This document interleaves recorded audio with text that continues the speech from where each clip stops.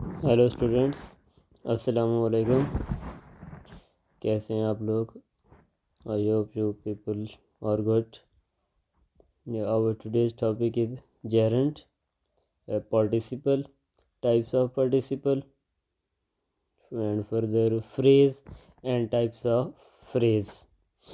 It is a very important topic and a lot of students are confused in gerund and participle. Gerund, जैसा कि gerund का word देखते ही students confuse हो जाते हैं कि ये क्या चीज़ है। तो एक्चुअली ये बहुत ही इजी टॉपिक है। अगर आप पार्ट्स ऑफ स्पीच आते हैं तो इनको अंडरस्टैंड करना जेरंड को इतना डिफ़िकल्ट नहीं है।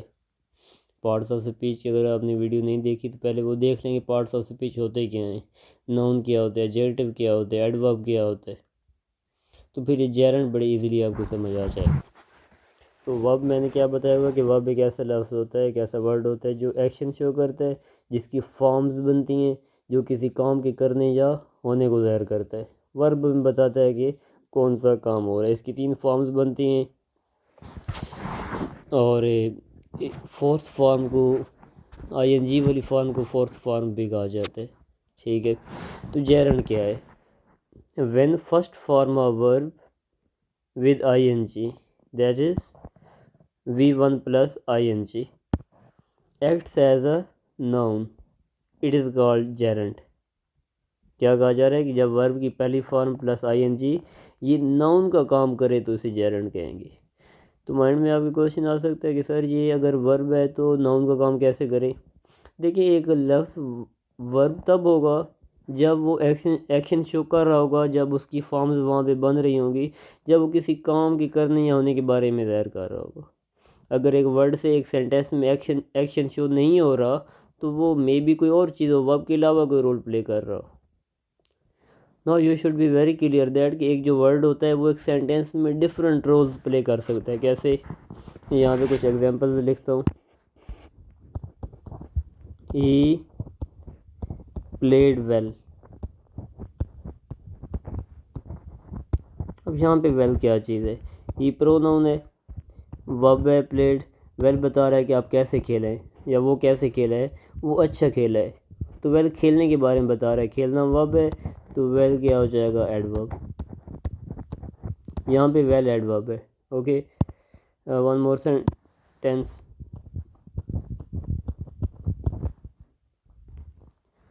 I dived into well.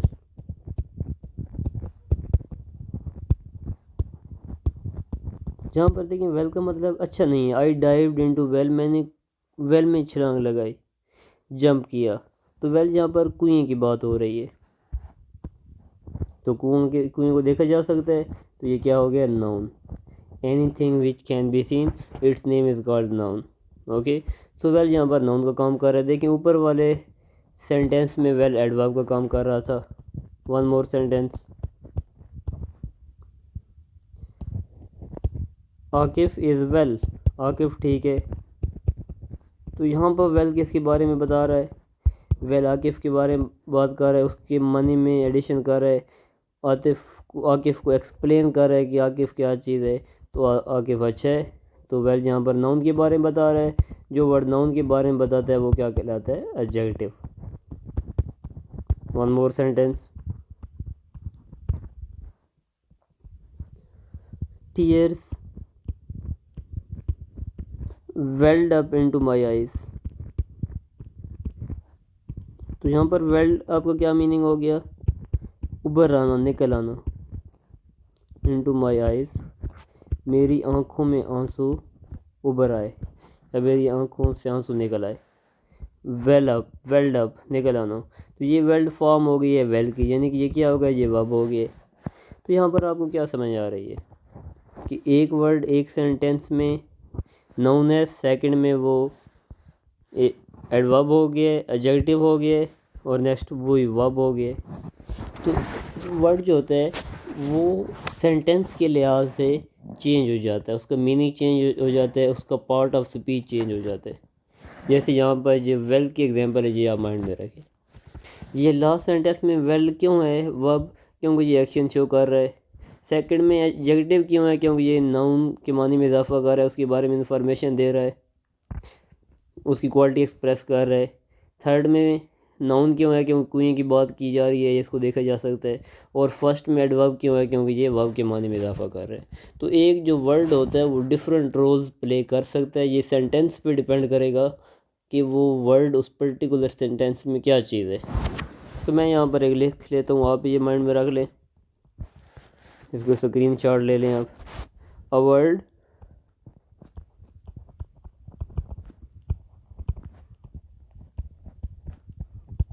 Word can play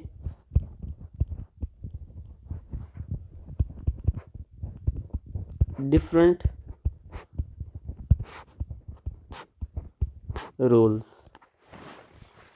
एक वर्ड सेंटेंस के हिसाब से डिफरेंट रोल्स प्ले कर सकता है। ओके, अब हम बात करते हैं जेरेंड की। यहाँ पर ये एग्जांपल हैं आप। आई लाइक स्विमिंग, जो चलें लाइक को छोड़ें, आप यहाँ पर लेकिन आई एम स्विमिंग, क्या मीनिंग हो गया, मैं स्विमिंग कर रहा हूँ। स्विमिंग तैरना, तो यहाँ पे एक्शन शो हो रहा है, ये क्या हो गया वर्ब। यहाँ पर एक और सेंटेंस लिखते हैं, I like swimming, I like swimming. तो यहाँ पर आप चेक करें, लाइक पसंद करना, ये वर्ब तो ये हो गया। लाइक की फॉर्म्स बनती हैं लाइक, लाइक, लाइट। मैं स्विमिंग को पसंद करता हूँ। तो आप ज़रा थोड़ी देर के लिए सोचेंगे, ये जो स्विमिंग है इस सेंटेंस में, क्या इसमें एक्शन शो हो रहा है, क्या स्विमिंग हो रही है इस सेंटेंस में। अगर आप थोड़ा सा सोचें तो आपको पता चलेगा कि स्विमिंग नहीं हो रही, बल्कि कहा जा रहा है कि मैं स्विमिंग को पसंद करता हूँ। यानी कि स्विमिंग क्या हो गया, स्विमिंग एक स्किल का नाम हो गया। यानी कि स्विमिंग यहाँ पर क्या हो गया है, noun. But you know that in the previous sentence it is verb, क्योंकि ये आईएनजी वाली फॉर्म है स्विम की। तो इट मीन्स कि यहाँ पर वर्ब कौन सा रोल प्ले कर रहा है, नाउन का। तो अब आप याद रखें कि जब वर्ब नाउन का रोल प्ले करे तो ऐसे वर्ब को क्या कहते हैं, जेरेंट। तो जेरेंट की डेफिनेशन कितनी इजी हो गई है कि जब वर्ब नाउन का रोल प्ले करे तो उसे जेरेंट कहते हैं। तो आप कहेंगे सर कैसे पता चलेगा, आप देखेंगे कि उस वर्ड में एक्शन शो हो रहा है, अगर हो रहा है तो वर्ब है, अगर नहीं हो रहा तो जेरेंट है। तो ये हमेशा आईएनजी वाली फॉर्म होती है जिसे हम जेरेंट कहेंगे। आई होप कि अब आपको समझ आ गई होगी कि जी जेरेंट क्या होता है। मैं सेंटेंसेस के थ्रू एक्सप्लेन करूँगा। तो ये आपको समझाने का पर्पज़ ये था कि जो एक सिंगल वर्ड होता है वो डिफरेंट रोल प्ले कर सकता है, वो डिफरेंट पार्ट्स ऑफ स्पीच में जा सकता है। वेल की मैंने एग्जांपल्स आपको दी हैं, ये एग्जांपल्स आपने किसी जगह पे लिख लेनी है तो आपके पार्ट्स ऑफ स्पीच बहुत क्लियर हो जाएंगे। ओके, तो एक वर्ड एडजेक्टिव भी हो सकता है, मे बी वही एडवर्ब हो जाए। कैसे,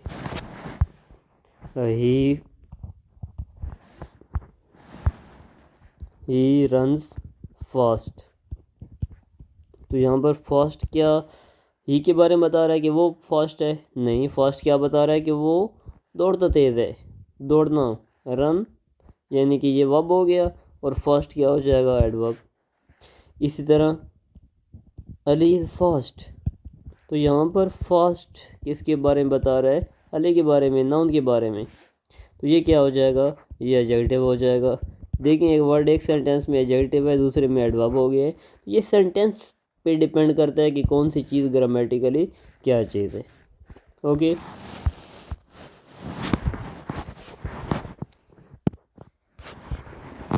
नेक्स्ट है Geraint. Okay, when first form of verb with ing acts as a noun it is called gerund. Okay, note it is a noun in the shape of verb. बहुत important बात लिखी है कि ये एक्चुअली ये noun है but ये shape of verb में है। ऐसा लगेगा ये वर्ब है लेकिन वर्ब होगा नहीं, होगा वो noun. It is V1 plus ing form of verb, not any other form. ये कोई और फॉर्म नहीं हो सकती, ये हमेशा ing वाली फॉर्म होगी। पहले सेंटेंस को एनालाइज करेंगे। Running is my favourite form of exercise. अब देखें क्या यहाँ पे रनिंग हो रही है, अगर रनिंग होती तो कैसे होता, I am running, he is running, she is running, they are running. But यहाँ पर कहा जा रहा है कि ये जो रनिंग है ये मेरी फेवरेट फॉर्म ऑफ एक्सरसाइज है, यानी कि एक एक्सरसाइज की बात हो रही है, ये एक चीज़ का नाम है, यानी कि ये क्या हो गया, नाउन हो गया। But actually you know that run is a verb है, तो यहाँ पर वर्ब नाउन का काम कर रहा है, तो इसे क्या कहेंगे, इसे जेरंड कहेंगे।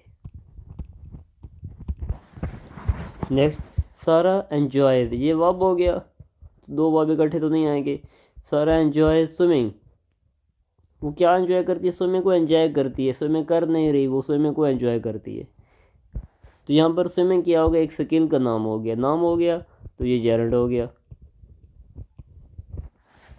मेरी बात समझ आ रही है आपको? प्लेइंग द पियानो, पियानो को प्ले करना ये मुझे हेल्प करता है, तो वर्ब क्या हो गया, हेल्प, ये मुझे हेल्प करता है कि इसमें मैं रिलैक्स करने में। तो यहाँ पर प्लेइंग वर्ब का काम नहीं कर रहा, ये क्या हो जाएगा, gerund. I appreciate your dedication, appreciate verb, your dedication to, किधर, कौन सी डेडिकेशन, टू स्टडीइंग, पढ़ाई की जानिब, पढ़ाई नहीं हो रही लेकिन पढ़ाई की जानिब जो आपकी डेडिकेशन है मैं उसको अप्रिशिएट करता हूँ, तो स्टडीइंग यहाँ पे जेरंड हो जाएगा। तो आपको क्या पता चला कि ये जेरंड सब्जेक्ट के तौर पे भी आ सकता है जैसे कि रनिंग है और प्लेइंग है, और ऑब्जेक्ट के तौर पे भी आ सकता है जैसे कि स्टडीइंग है। Cooking requires patience and skill, जो कुकिंग है इसमें आपको पेशेंस की, सब्र की और स्किल की ज़रूरत होती है। लेकिन ये बहुत ईजी सेंटेंस है, जहाँ से क्लियर हो जाना चाहिए कि क्या कुकिंग में कुकिंग हो रही है, क्या एक्शन हो रहा है, क्या कोई काम हो रहा है। द आंसर इज़ नो, क्योंकि कुकिंग के बारे में बताया जा रहा है कि इस कुकिंग के लिए आपको किस किस चीज़ की ज़रूरत होती है। तो ये एक स्किल की बात हो रही है, तो कुकिंग क्या हो गया, नाउन। अगर नाउन है तो फिर इसे क्या कहेंगे, जेरंड, ये यहाँ पर जेरंड है। तो आई होप कि आपको पता चल गया कि जेरंड क्या होता है, कि जब वर्ब नाउन का काम करे तो उसे जेरंड कहेंगे। The cat's favourite activity is sleeping, cat की जो फेवरेट एक्टिविटी है वो स्लीपिंग है, यानी कि क्या क्या कैट स्लीप कर रही है, द आंसर इज नो, वो स्लीप नहीं कर रही, वो नहीं सो रही, लेकिन उसकी जो फेवरेट एक्टिविटी वो स्लीपिंग है, तो स्लीपिंग की बात की जा रही है, ये नाउन हो गया। तो नाउन हो गया तो ये क्या बन जाएगा, जेरंड। तो इस तरह आपने बाकी वाले सेंटेंसेस भी एनालाइज कर लेने, ओके।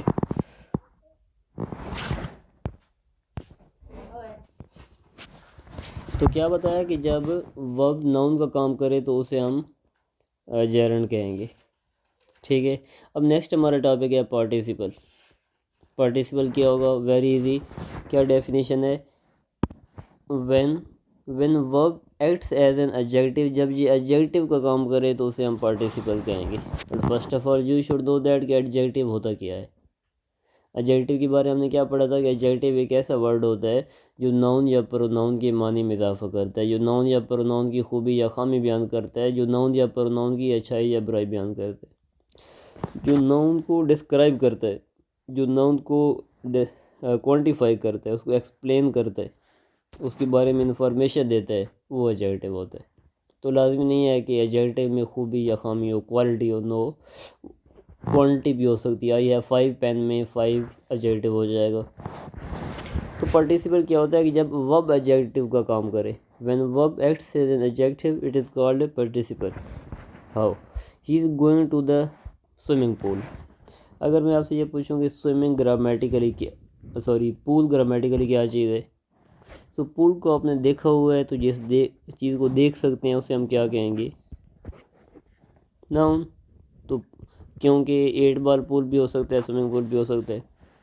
तो स्विमिंग क्या कर रहा है यहाँ पे, क्या वो स्विमिंग कर रहा है, तो आपको पता चलेगा स्विमिंग हो तो नहीं रही, ही इज़ गोइंग टू, वो जा रहा है किधर, स्विमिंग पूल पे। तो स्विमिंग तैरने की बात नहीं कर रहा, स्विमिंग किसके बारे में बता रहा है, पूल के बारे में। तो ये क्या हो जाएगा, यहाँ पर ये एडजेक्टिव हो जाएगा, because it is describing noun, okay. But actually ये वर्ब की फॉर्म है, स्वयं स्वयं स्वम। बट यहाँ पे ये एक्शन शो नहीं कर रहा है, ये वर्ब की बात नहीं कर रहा, यहाँ पर ये नाउन की मीनिंग में इजाफा किए जा रहा है, ये एडजेक्टिव है, यहाँ पे वर्ब एडजेक्टिव का काम कर रहा है, इसे हम क्या कहेंगे, इसे पार्टिसिपल कहेंगे। This is called participle, okay. Next, the flying bird is more alert than the sitting bird. The flying bird is more alert, क्या बर्ड फ्लाई कर रहा है?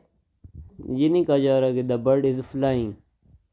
द फ्लाइंग बर्ड, कौन सा बर्ड? बर्ड एक नाउन है, it can be seen. Flying इस noun को एक्सप्रेस कर रहा है, इसके बारे में इंफॉर्मेशन दे रहा है कि बर्ड कौन सा है, फ्लाइंग, तो ये एडजेक्टिव हो जाएगा। But actually you know that it is verb, ये वर्ब है, तो इसे हम क्या कहेंगे, participle. Is more alert than the sitting bird, bird क्या हो गया, नाउन। सिटिंग इस नाउन के बारे में इंफॉर्मेशन दे रहा है, तो यहाँ पर ये सिटिंग एडजेक्टिव हो जाएगा। अब चूँकि एक्चुअली ये वर्ब है, सिट वर्ब है, इसकी फॉर्म्स बनती हैं, ये एक्शन को शो करता है, ये किसी काम के करने या होने को ज़ाहिर करता है, तो ये वर्ब एडजेक्टिव का काम कर रहा है, तो इसे हम क्या कहेंगे, पार्टिसिपल।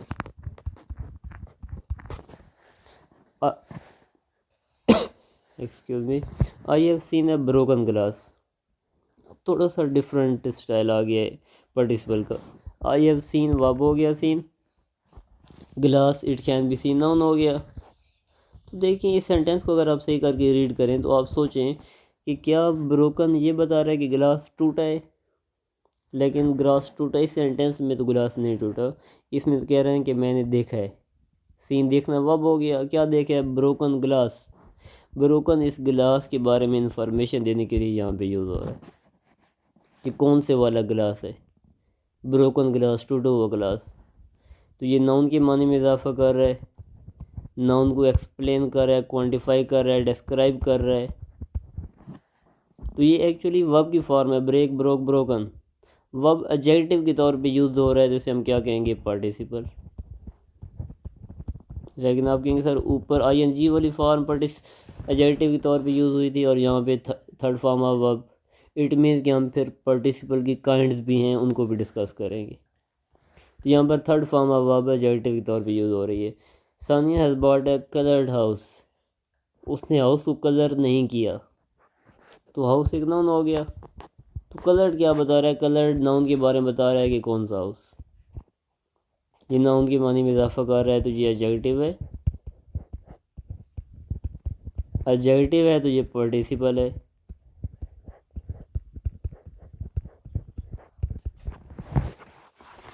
अब देखिए ना, एक आईएनजी वाली फॉर्म एडजेक्टिव के तौर पे यूज़ हो रही है और एक यहाँ पर वर्ब की थर्ड फॉर्म एडजेक्टिव के तौर पे यूज़ हो रही है।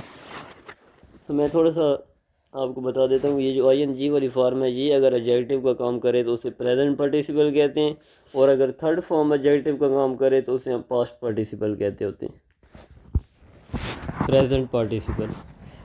डेफिनेशन क्या है, when V1 plus ing acts as an adjective it is called present participle. जब वर्ब की पहली फॉर्म ing ये एडजेक्टिव का काम करे तो उसे प्रेजेंट पार्टिसिपल कहेंगे। अब समझते हैं चीज़ों को। The running water in the stream sounded soothing. Soothing का मतलब है जो आपको अच्छा लगे, जो आपको सुकून दे। वाटर नाउन, कौन सा वाटर, रनिंग वाटर। तो रनिंग किसके बारे में बता रहा है, वाटर के बारे में, कि कौन सा वाटर है, इसके बारे में इंफॉर्मेशन दे रहा है, तो ये एडजेक्टिव हो गया। एडजेक्टिव हो गया तो ये क्या हो गया, प्रेजेंट पार्टिसिपल हो गया। Okay, the smiling child waived, waived इशारा किया, हाथ लाया, तो ये वर्ब हो गया। Waived at the passing car, हंसते हुए बच्चे ने पासिंग कार की जानिब वेव किया। तो चाइल्ड नाउन, कौन सा चाइल्ड, स्माइलिंग चाइल्ड। स्माइलिंग इस नाउन के बारे में इंफॉर्मेशन दे रहा है, नाउन के बारे में इंफॉर्मेशन दे रहा है, तो इसे एडजेक्टिव हो जाना चाहिए। But actually you know that smile is a verb, smile, smiled, smiled, लेकिन यहाँ पर ये एडजेक्टिव का काम कर रहा है और ये आईएनजी वाली फॉर्म है। जब आईएनजी वाली फॉर्म एडजेक्टिव का काम करे तो उसे हम क्या कहेंगे, प्रेजेंट पार्टिसिपल। आई थिंक अब आपको ये समझ आ गई होगी। नीचे वाले सेंटेंसेस आप पढ़ के आइडिया लगा सकते हैं। वी ऑब्जर्व्ड, हमने ऑब्जर्व किया, ऑब्जर्व करना verb. The dancing flames in the fire place, fire place पर हमने डांसिंग फ्लेम्स को ऑब्जर्व किया। फ्लेम्स क्या हो गया, नाउन। डांसिंग क्या बता रहा है, कौन से फ्लेम्स जो डांस कर रहे हैं। तो डांसिंग इस नाउन को क्वांटिफाई कर रहा है, डिस्क्राइब कर रहा है, एडजेक्टिव को काम कर रहा है, ये प्रेजेंट पार्टिसिपल हो जाएगा। ठीक है, इस तरह नीचे वाले सेंटेंस में भी आप देख सकते हैं, the barking dog, barking dog के बारे में बता रहे हैं adjective. Excuse me. The giggling students, giggling student कौन से होते हैं। गिगल का मतलब होता है लाफ फुलिशली, पूरे तरीके से हंसना। The giggling students were enjoying, verb ये हो गया, ये वर्ब का काम नहीं कर रहा है, ये स्टूडेंट के बारे में बता रहा है, तो ये प्रेजेंट पार्टिसिपल हो जाएगा, बिकॉज ये नाउन को क्वांटिफाई कर रहा है, तो ये एडजेक्टिव हो गया, एडजेक्टिव हो गया तो प्रेजेंट पार्टिसिपल। विंड, एयर, इसको देखा जा सकता है, देखा तो नहीं जा सकता, फील किया जा सकता है, नाउन है, एक चीज़ का नाम है। विसलिंग, विंड को क्या कर रहा है, बता रहा है कि कौन सी विंड जो विसल कर रही है, present participle. She notice the swirling leave, swirling का मतलब होता है आगे पीछे झूमना, तो ये लीव्स के बारे में बता रहा है, एडजेक्टिव हो गया तो प्रेजेंट पार्टिसिपल हो गया। Okay, I hope you have understood. Second type है पास्ट पार्टिसिपल, वेरी इजी। इस ऊपर वाले में प्रेजेंट पार्टिसिपल में आईएनजी वाली फॉर्म एडजेक्टिव का काम कर रही थी। यहाँ पे क्या डेफिनेशन है, when third form of verb that is V3 mean third form of verb acts as an adjective, it is called past participle। जब वर्ब की तीसरी फॉर्म एडजेक्टिव का काम करे उसे हम पास्ट पार्टिसिपल कहेंगे। देखना यार इजी है कि अगर first form plus ING adjective का काम करे तो प्रेजेंट पार्टिसिपल, और अगर थर्ड फॉर्म एडजेक्टिव का काम करे तो past participle. There is no rocket science in it.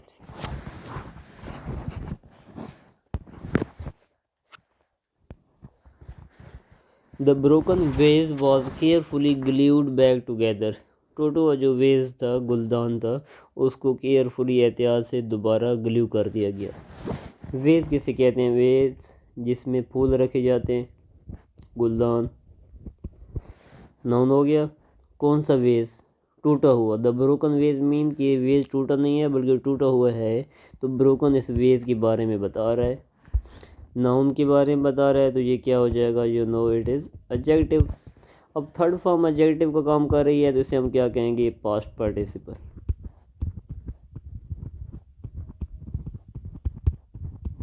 Understood. The written report was submitted to the supervisor, वो जो लिखी रिपोर्ट थी वो सुपरवाइज़र को सबमिट करवा दी गई थी। रिपोर्ट देखा जा सकता है, नाउन है। कौन सी रिपोर्ट, जो लिखी हुई थी पहले से, ये नाउन के बारे में बता रहा है, ये एडजेक्टिव हो जाएगा, तो ये पास्ट पार्टिसिपल हो जाएगा। The finished puzzle, puzzle noun, finished noun के बारे में बता रहा है कि कौन सी पजल है, एडजेक्टिव हो जाएगा, तो इसे हम पास्ट पार्टिसिपल कहेंगे। The eaten cake left crumbs on the kitchen counter, cake noun, ये नाउन हो गया। कौन सा केक, ईटन, तो ईटन नाउन के बारे में बता रहा है, तो ये क्या हो जाएगा, adjective. If it is adjective then it is past participle, because noun is being acting as adjective. The chosen candidate, कौन सा कैंडिडेट जिसको चूज़ किया गया था, चोजन आ जाएगा पास्ट पार्टिसिपल के तौर पे। The worn shoes were replaced with a new pair, shoes noun, worn noun के बारे में बता रहा है कि कौन से शूज़ जो टूटी हुई हैं, तो ये एडजेक्टिव हो जाएगा। अब यहाँ पे थर्ड फॉर्म एडजेक्टिव का काम कर रही है, तो ये क्या बन जाएगा, past participle.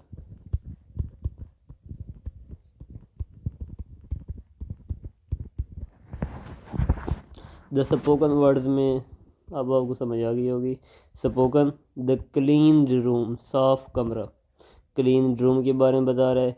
The forgotten keys were found in the coat pocket. देखिए, एक तो आपको एक सेंटेंस में हर वर्ड के बारे में पता हो कि ग्रामेटिकली क्या चीज़ है, जैसे कि द क्या चीज़ है, द आर्टिकल है, कीज़ क्या चीज़ है, यू कैन सी इट, तो ये नाउन है। वर हेल्पिंग वर्ब है। फाउंड वर्ब है। इन प्रेपोजिशन है। द आर्टिकल है। कोड क्या चीज़ है, noun. In the coat pocket, coat pocket, pocket noun है।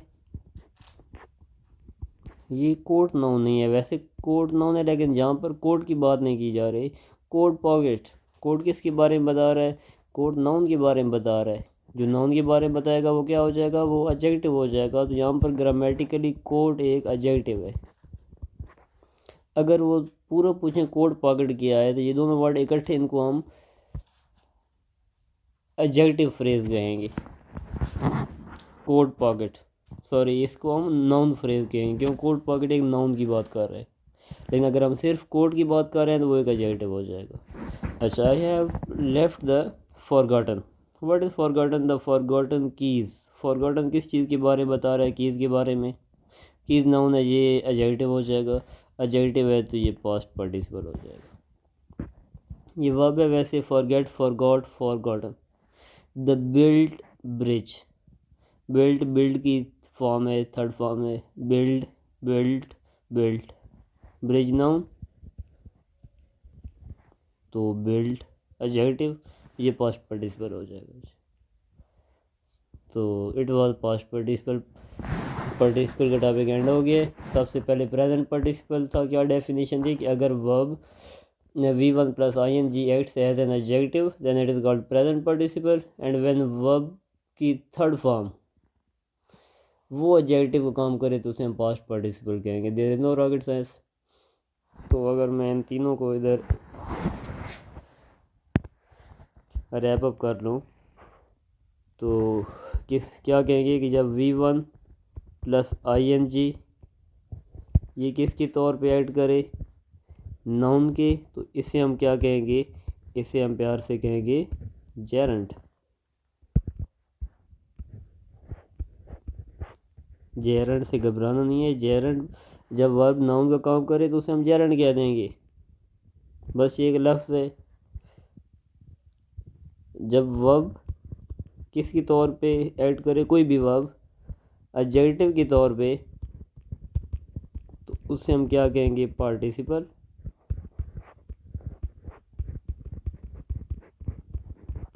सिमिलरली अब इसकी फिर टू टाइप्स आ जाएंगी।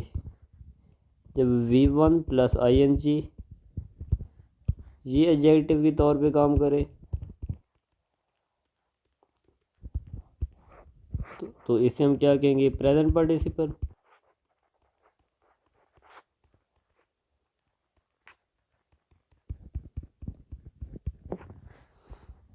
और सेकंड में V3 जब वर्ब की थर्ड फॉर्म ये एडजेक्टिव को काम करे तो इसे हम क्या कहेंगे, पास्ट पार्टिसिपल। Very easy.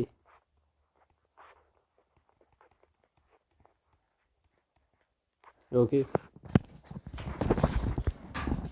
तो ओके, ये पार्टिसिपल का टॉपिक था। अब नेक्स्ट हमारा टॉपिक है फ्रेज़। ये भी बहुत इजी है। इससे जो पिछला लेक्चर था उसमें हमने क्लास पढ़ी थी, क्लास के साथ हमने टाइप्स ऑफ सेंटेंसेस पढ़े थे और टाइप्स ऑफ क्लासेस पढ़ी थी। तो इसमें हम फ्रेज़ पढ़ेंगे। अगर आपको क्लास का पता है तो फ्रेज़ बहुत इजीली आपको समझ आ जाने वाला है। It is a combination. Combination mean जो चीज़ कंबाइन होकर बनी हो।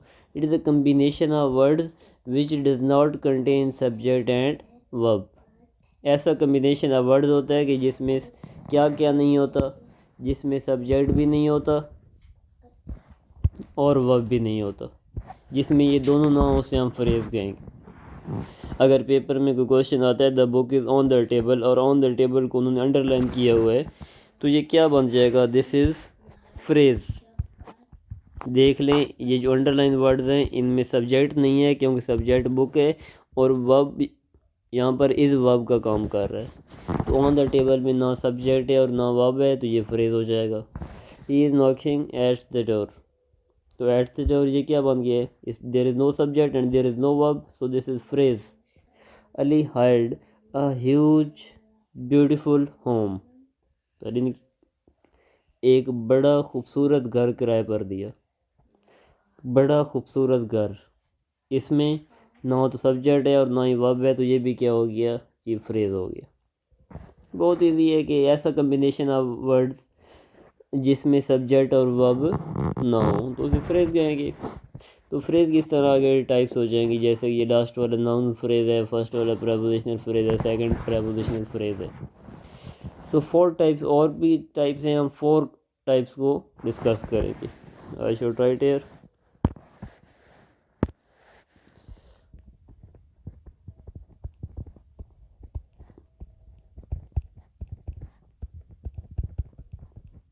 Here we will discuss 4 types of phrase.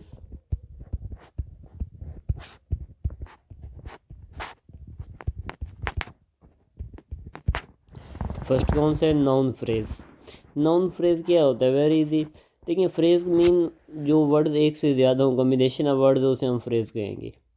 तो अगर एक सिंगल वर्ड नाउन का काम कर रहा है तो उसे नाउन नाउन कहेंगे, और अगर एक से ज़्यादा वर्ड नाउन का काम कर रहे हैं तो उसे हम नाउन फ्रेज कहेंगे। समझ आ गई होगी। When a group of words acts as a noun it is called noun phrase. जब ग्रुप ऑफ वर्ड्स नाउन का काम करे तो उसे हम नाउन फ्रेज कहेंगे। मैं ऊपर वाले सेंटेंस को यहाँ पे दोबारा रिपीट करता हूँ, जैसे कि the bright red Apple on the table caught my attention. अगर वो जस्ट एप्पल को अंडरलाइन करे और आपसे पूछा जाए कि ये ग्रामेटिकली क्या चीज़ है, so it is very clear that Apple is a noun. But अगर वो द ब्राइट रेड एप्पल को अंडरलाइन करे तो इसमें इसे क्या कहेंगे। अब देखिए इसमें 4 वर्ड्स हैं, लेकिन ये 4 वर्ड्स किसकी बात कर रहे हैं, ये सारे एप्पल की बात कर रहे हैं। यानी कि इसमें जो सब्जेक्ट है, टॉपिक है, वो एप्पल है। तो इसमें 4 वर्ड जो हैं वो नाउन का काम कर रहे हैं, तो इसे हम क्या कहेंगे, noun phrase. This is noun phrase. अब इधर एक ऊपर और सेंटेंस था, Ali hired a huge beautiful home.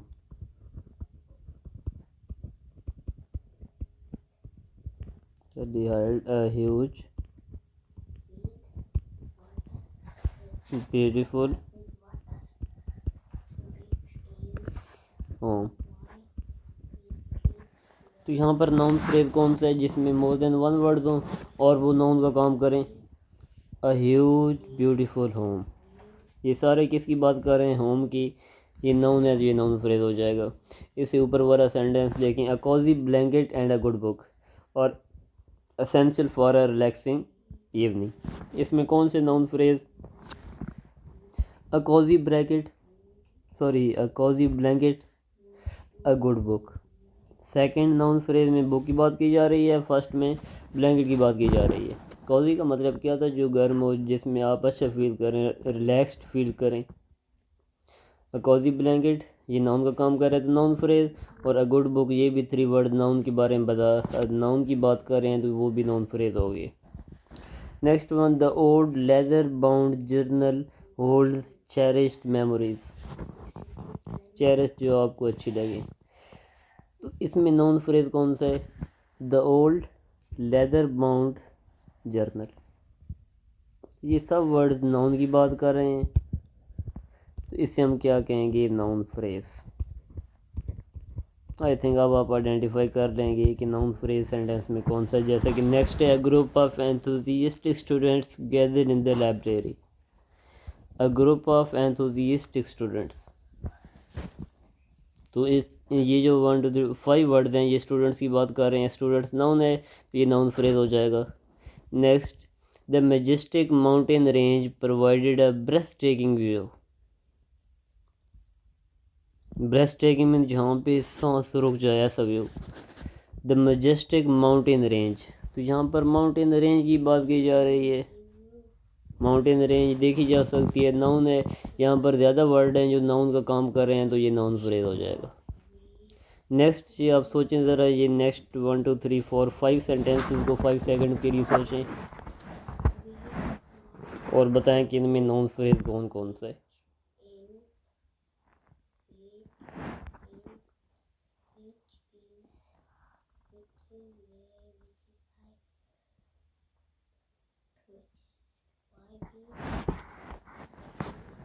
Yes, her beautiful smile, तो यहाँ पर स्माइल की बात की जा रही है, तो ये नाउन फ्रेज है। द बसलिंग सिटी स्ट्रीट्स, यहाँ पर सिटी स्ट्रीट्स की बात की जा रही है। द बसलिंग सिटी स्ट्रीट, ये नाउन फ्रेज हो गया। अ कप ऑफ हॉट कोकोआ, ये कोको हो गया, ये एक ट्री है जो यूएसए में होती है, जिसे ककाओ कहते हैं। उसकी बीन से जो पाउडर बनता है, उस पाउडर को हम कोकोआ कहते हैं, cocoa. A cup of hot cocoa is perfect on a cold winter day, तो इसकी बात की जा रही है cocoa. The playful puppy chased after its tail, तो here we are talking about puppy. The antique old wooden chest contained hidden treasures. Hidden treasures mean छुपे हुए खजाने, antique mean old, तो wooden chest की बात की जा रही है, तो the antique wooden chest, पुराना लकड़ी का चेस्ट, तो ये नाउन की बात कर रहे हैं, तो ये भी क्या हो जाएगा, नाउन फ्रेज। तो स्टूडेंट, ये बहुत इजी है कि जब एक से ज़्यादा वर्ड्स नाउन का काम करें तो उसे हम नाउन फ्रेज कहेंगे। ओके, तो ये बहुत सारे टेस्ट में, जैसे पीएफ टेस्ट में, नेवी के टेस्ट में ये क्वेश्चंस आते हैं। तो जैसे ये 4 वर्ड्स हैं, वो इनकी अंडरलाइन करेंगे और वो पूछेंगे कि ये जो अंडरलाइन वर्ड्स हैं ये क्या चीज़ें हैं। तो आप किस पे टिक करेंगे, आप क्या कहेंगे कि ये ग्रामेटिकली क्या हैं ये, तो इसको आप एनालाइज कर लें। नेक्स्ट है adjective phrase. Adjective phrase meaning आप इसका डेफिनेशन अंडरस्टैंड कर चुके होंगे कि a group of words when acts as an adjective it is called adjective phrase. जब एक से ज़्यादा वर्ड एडजेक्टिव का काम करें तो उसे हम एडजेक्टिव फ्रेज कहेंगे। जब एक सिंगल वर्ड एडजेक्टिव का काम करे तो उसे हम एडजेक्टिव ही कहेंगे। तो एडजेक्टिव होता क्या, जो नाउन और प्रोनाउन के बारे में हमें फर्दर इन्फॉर्मेशन देते हैं, उनकी अच्छाई या बुराई, खूबी या खामी बयान करते हैं, उन्हें क्वांटिफाई करते हैं, उन्हें मॉडिफाई करते हैं। ओके, अब देखिए, the painting vivid and colourful brightened the room, noun कौन सा हो गया, पेंटिंग, दिस इज नाउन। इस नाउन के बारे में कौन बता रहा है, think for some time. Yes, vivid and colourful, vivid and colourful information दे रहे हैं पेंटिंग के बारे में, बट ये एक वर्ड नहीं है, ये एक से ज़्यादा वर्ड्स हैं, तो ये एडजेक्टिव की बजाय क्या हो जाएगा, adjective phrase.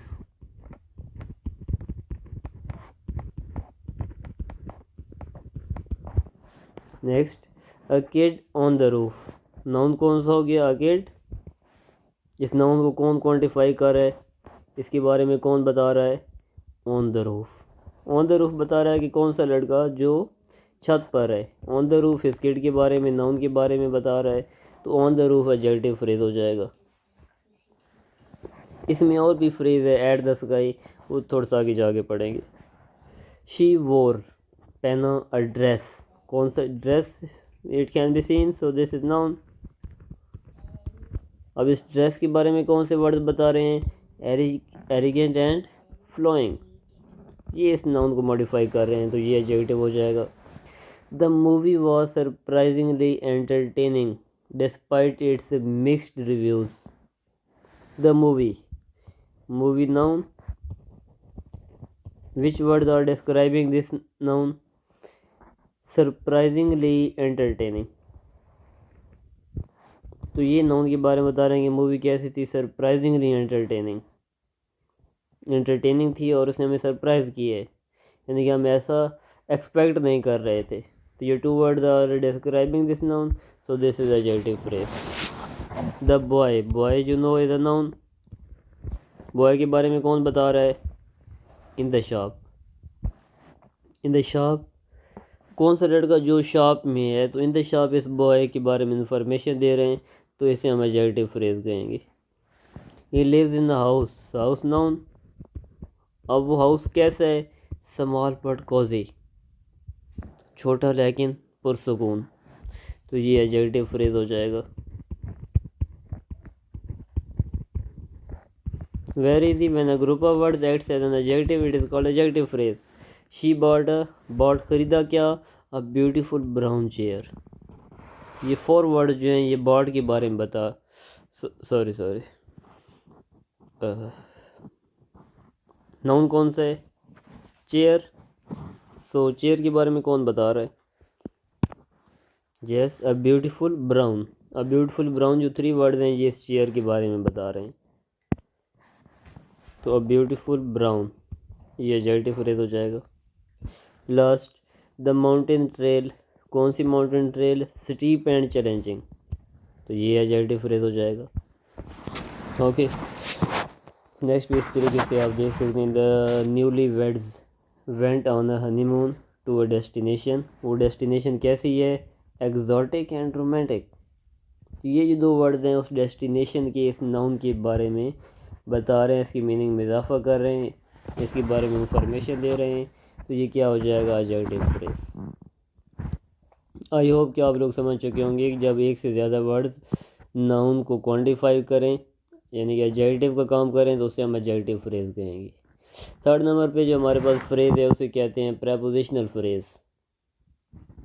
So a group of words which contains a preposition and its object is called prepositional phrase।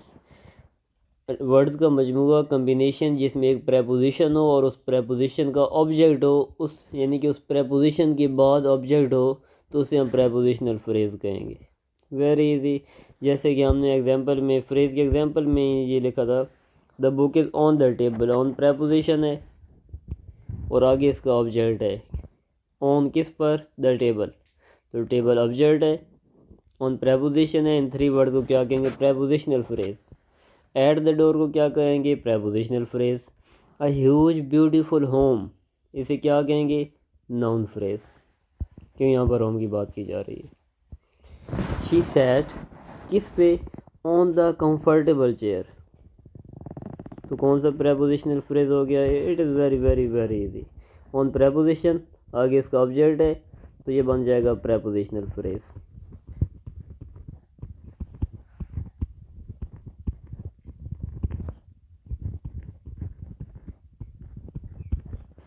Next, the cat slept under the warm blanket. Under preposition और आगे इसका ऑब्जेक्ट। कहाँ पे वो सोई? Under the warm blanket. The warm blanket ये object हो गया, पीछे अंडर प्रेपोजिशन हो गया, ये प्रेपोजिशनल फ्रेज हो गया। Prepositional phrase. We walked through preposition through the busy market.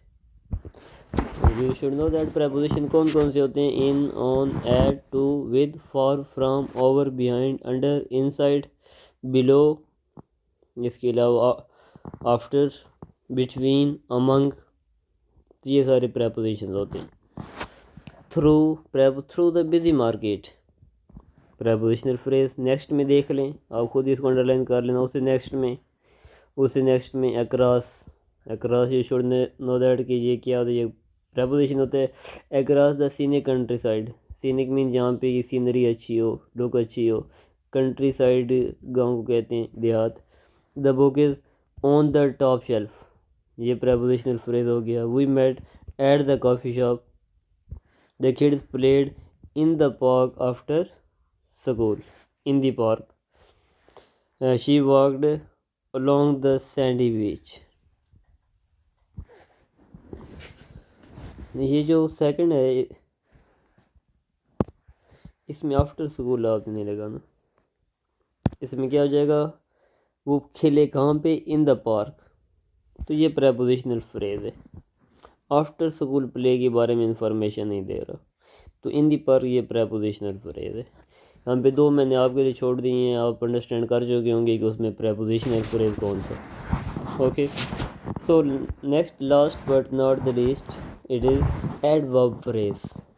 Adverb मैंने आपको क्या बताया था कि ऐसा वर्ड जो किसके साथ रिलेट करे, किसकी मीनिंग में इजाफा करे, किसके बारे में हमें फर्दर इंफॉर्मेशन दे, जो हमें वर्ब के बारे में, एडजेक्टिव के बारे में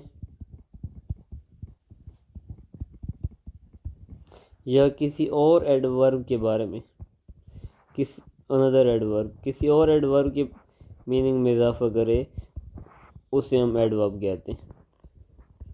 he played slowly, slowly adverb है। ओके, तो यहाँ पर एडवर्ब फ्रेज क्या होगा? अ फ्रेज, ऐसा phrase that acts like an adverb, जो एडवर्ब का काम करे सेंटेंस में, उसे हम एडवर्ब फ्रेज कहेंगे। इट मॉडिफाइज, मैंने बता दिया, वर्ब एडजेक्टिव और adverb. Ali drives a car, तो वर्ब कौन सा हो गया? ड्राइव। उसने कैसे ड्राइव किया, इस वर्ब के बारे में कौन बता रहा है? इन अ वेरी हाई स्पीड। ये जो 3 4 5 वर्ड्स हैं, ये ड्राइव के बारे में, वर्ब के बारे में बता रहे हैं, तो इन्हें एडवर्ब होना चाहिए, लेकिन क्योंकि ये वर्ड एक से ज़्यादा हैं तो इन्हें हम क्या कहेंगे? Adverb phrase. Can you understand me? Next, the racer was running, running verb, कैसे रन कर रहा था? Very fast. ये एडवर्ब, ये 2 वर्ड्स जो हैं ये एडवर्ब फ्रेज हो जाएंगे। वेरी भी वैसे एडवर्ब है और फास्ट भी एडवर्ब है। कैसे? The racer was running, very को छोड़ दें, fast, was running fast, fast किसके बारे में बता रहा है? रनिंग के बारे में, तो ये रनिंग वर्ब है, ये एडवर्ब हो जाएगा। अब मैं कहता हूँ वेरी फास्ट, बहुत तेज़, तो वेरी फास्ट के मानी में इजाफा कर है, फास्ट ऑलरेडी एडवर्ब है तो ये भी एडवर्ब हो जाएगा। लेकिन अब यहाँ पे इन दोनों को अंडरलाइन किया हुआ है तो इन्हें क्या कहेंगे? एडवर्ब फ्रेज, ये एडवर्ब फ्रेज हो जाएगा। ये ग्रामर डिफ़िकल्ट नहीं है, बट आपको एक ऑर्डर में, एक सीक्वेंस में चलना होता है। अगर आप उस ऑर्डर को, सीक्वेंस को मेंटेन करें तो इंग्लिश ग्रामर एक बहुत बहुत बहुत ईजी सब्जेक्ट है और ये इंटरेस्टिंग है। दे वॉक्ड, वर्ब हो गया, कहाँ पे चले, कैसे चले? अलोंग द वॉल, वॉल के साथ साथ, तो अलोंग द वॉल वर्ब के मानी में इजाफा कर रहा है, ये एडवर्ब फ्रेज हो जाएगा। She spoke, spoke verb, speak spoke spoken. She spoke, कैसे उसने बोला? विद रिमार्केबल कॉन्फिडेंस, ज़बरदस्त कॉन्फिडेंस के साथ, तो विद रिमार्केबल कॉन्फिडेंस ये वर्ब के मानी में इजाफा कर रहा है, ये एडवर्ब की बजाय क्या हो जाएगा? Adverb phrase. नेक्स्ट, ही कंप्लीटेड वर्ब, क्या कंप्लीट किया? शेड्यूल, कब? अहेड ऑफ टाइम, टाइम से पहले, तो टाइम से पहले किसके बारे में बता रहा है? कंप्लीट के बारे में। कब कंप्लीट किया?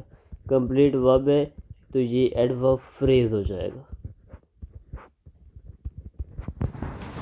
ओके, आई होप कि ये टॉपिक आपको अच्छे तरीके से समझ आ गया होगा। 2 मिनट में मैं इसको रीकैप कर देता हूँ आज के लेक्चर को। हमने स्टार्ट किया था कहाँ से? जेरेंट से। जेरेंट क्या होता है, इसे कंफ्यूज नहीं होना, ये बहुत आसान है। जब V1 + ING नाउन का काम करे उसे हम जेरेंट कहते हैं। ये सब्जेक्ट के तौर पे भी यूज़ हो सकते हैं और ऑब्जेक्ट के तौर, यानी कि जेरेंट में एक्चुअली वर्ब होता है वो वर्ड, लेकिन उस सेंटेंस में वो वर्ब का काम नहीं कर रहा होगा, एक्शन शो नहीं कर रहा होगा, तो इसलिए उसे हम जेरेंट कहेंगे। तो इसमें बहुत सारे वर्ड्स हैं, इनको आप अंडरलाइन कर लेना कि कौन कौन से इसमें। हाइकिंग, हाइकिंग देखने की एक्सरसाइज का नाम है, तो वैसे हाइक्ड वर्ब भी है, यहाँ पर नाउन का काम कर रहा है तो जेरेंट। तो नेक्स्ट यहाँ पर मैंने कुछ एग्जांपल से आपको समझाया था। ये 4 सेंटेंसेस आपने देख लेने हैं, ये वाले। इससे क्या पता चल रहा है आपको? एक वर्ड जो है वो सेंटेंस के हिसाब से उसका रोल चेंज हो जाता है। वो वर्ब भी हो सकता है, एडजेक्टिव भी हो सकता है, नाउन भी हो सकता है, एडवर्ब भी हो सकता है। ओके, पार्टिसिपल, जब वर्ब एडजेक्टिव का काम करे उसे पार्टिसिपल कहेंगे, तो वो वर्ब कौन सा हो सकता है? वो ING वाली ING फॉर्म वाला वर्ब भी हो सकता है और थर्ड फॉर्म वाला वर्ब भी हो सकता है। तो फिर इसकी 2 टाइप्स हम पढ़ेंगे। Present participle, when V1 + ING, जब वर्ब की पहली फॉर्म प्लस ING ये एडजेक्टिव का काम करे उसे प्रेजेंट पार्टिसिपल कहेंगे, इन सेंटेंस में आप देख सकते हैं। And when third form of verb acts as an adjective it is called past participle. जब वर्ब की तीसरी फॉर्म एडजेक्टिव का काम करे उसे हम पास्ट पार्टिसिपल कहेंगे। ये मैंने थोड़ा सा रिकैप किया है, ये आप देख लेना, ये समरी है। Okay, so next phrase, it is a combination of words which does not contain subject and verb, जिसमें सब्जेक्ट और वर्ब नहीं होते।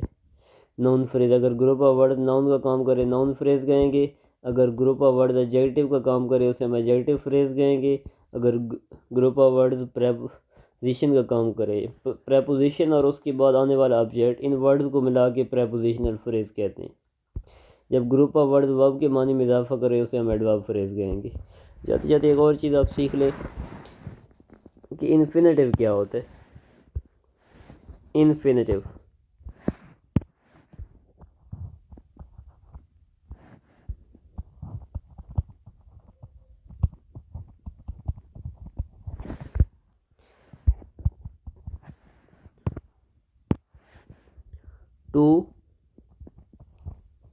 TO2 plus V1 mean first form of verb is called infinitive.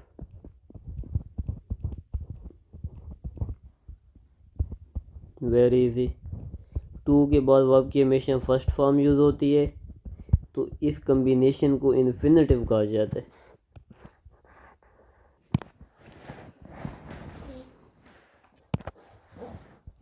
देखें examples में,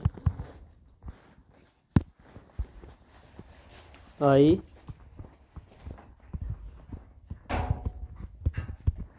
want to play cricket. तो इस sentence में अगर वो कोई आपसे पूछे कि टू प्ले क्या है, तो इस ग्रुप ऑफ वर्ड्स को क्या कहेंगे? This is called infinitive. अगर मैं टेंस चेंज कर लूँ, आई वांट प्रेजेंट इंडेफिनिट है, मैं इसको चेंज करके लिखता हूँ I wanted.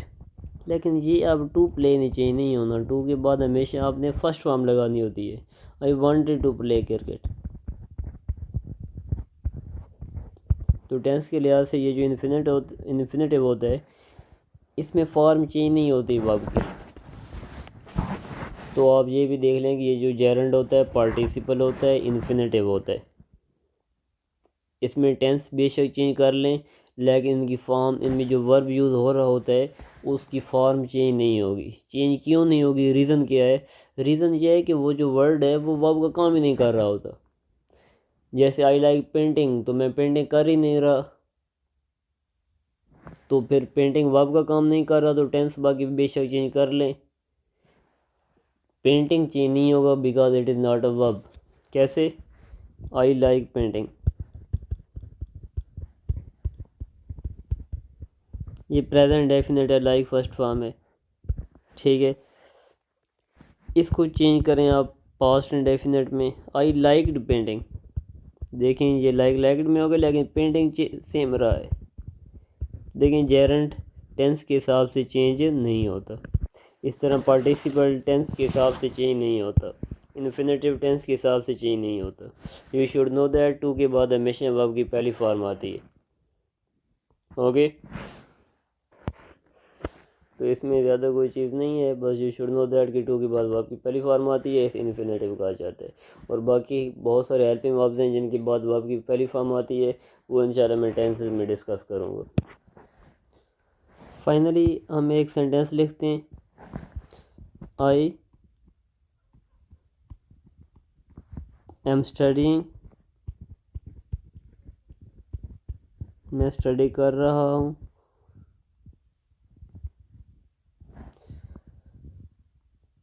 But I want to play cricket.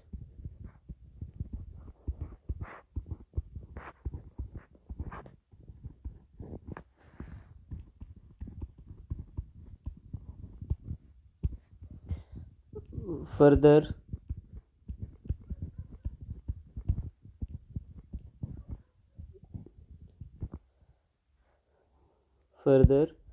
I have a broken bat.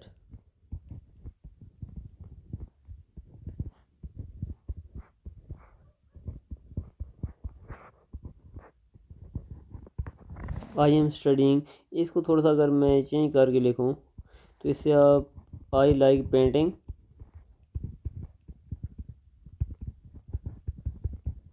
But I want to play cricket, further I have a broken bat. I like painting, painting क्या हो गया?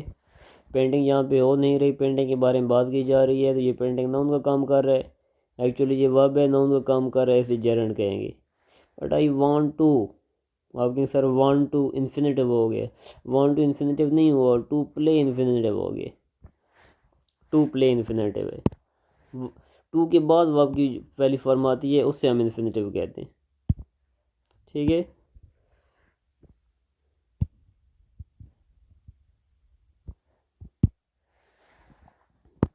देखें फर्दर, ये painting क्या हो गया, gerund.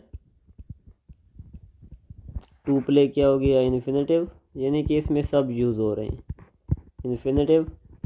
Further I have a broken bat, broken bat, bat noun हो गया, तो ब्रोकन क्या हो जाएगा, ब्रोकन बैट के बारे में बता रहे हैं तो एडजेक्टिव है, एडजेक्टिव है तो ये क्या हो जाएगा, पार्टिसिपल। और फर्दर देखें तो ये पास्ट पार्टिसिपल हो जाएगा। ओके, तो ओके स्टूडेंट्स, ये आज का लेक्चर था जिसमें हमने जेरंड को, पार्टिसिपल को, फ्रेज़ को और इन्फिनेटिव को डिस्कस किए। तो ये ग्रामर के कुछ इंपॉर्टेंट टॉपिक्स थे, ये बहुत से टेस्ट में आते हैं, पीएफ के, नेवी के, और भी एंट्री टेस्ट में ये यूज़ होते हैं। जो बच्चे इंग्लिश 9th 10th में पढ़ते हैं वहाँ पे यूज़ होते हैं। बच्चों को आइडिया नहीं होता कि जेरंड क्या होता है, पार्टिसिपल क्या होता है। 9th 10th की बुक्स में है, ओ लेवल ए लेवल की बुक्स में है, तो इन ये छोटी छोटी चीज़ों के बारे में आपको पता हो। तो देखें, इसमें कोई डिफ़िकल्ट चीज़ नहीं है, अगर आप थोड़ा सा फोकस करें तो ये आपको 5-10 मिनट के अंदर चीज़ें समझ आ जाती हैं। तो फर्स्ट ऑफ ऑल आपको टेंसेस आते हैं, फिर पार्ट्स ऑफ स्पीच आते हैं, फिर उसके बाद types of sentences, clause, gerund, participle, infinitive, ये चीज़ें आती हैं। तो ये एक स्ट्रक्चर्ड वे होता है इंग्लिश में आगे प्रोग्रेस करने का। तो इंशाल्लाह इसके बाद हम एक लेक्चर प्रेपोजिशन का अपलोड करेंगे, और उसके बाद हम ट्राई करेंगे कि हम टेंसेस को डिस्कस करें। टेंसेस पहले करने चाहिए थे, लेकिन टाइम की शॉर्टेज की वजह से ऐसा हो नहीं पाया। Okay, so okay, wish you good luck, see you next time.